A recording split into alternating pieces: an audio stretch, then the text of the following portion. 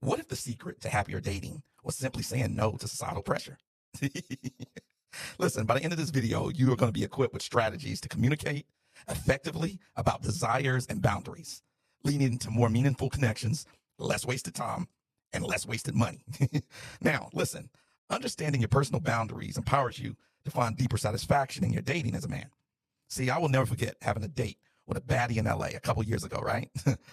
She called me up the day before the date and asked me for $500 via Cash App for her hair, her nails, because she wanted to look good for me and because she only dates providers. Now, some men would crash out over this request.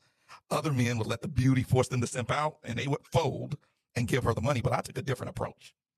I told her in a non-emotional and kind voice, I love taking care of a woman when she is my wife, fiance, or girlfriend, but we haven't reached that point yet. I told her, I hope we do reach that point one day. So the answer to your question is not no or yes. It's not right now.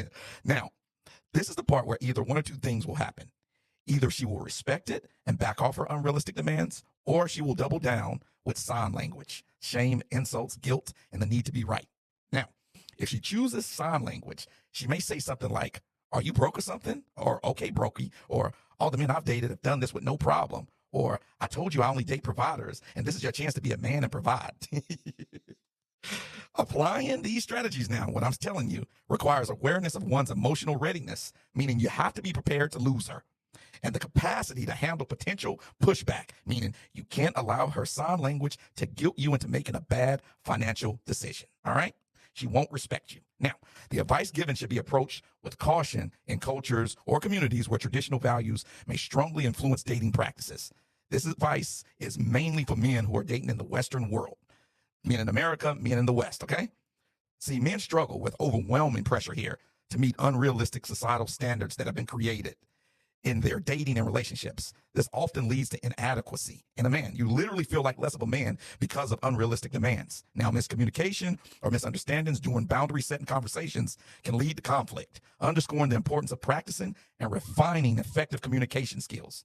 Listen, you don't have to be angry or mean. You need to keep your composure, stand 10 toes down on your boundaries, and be prepared to lose her to gain and keep your respect. The most important thing for men, fear rejection or judgment can deter men from expressing true feelings or setting boundaries, necessitating the cultivation of self-confidence and resilience, meaning that you might not be able to say no or set boundaries because your self-esteem is too low.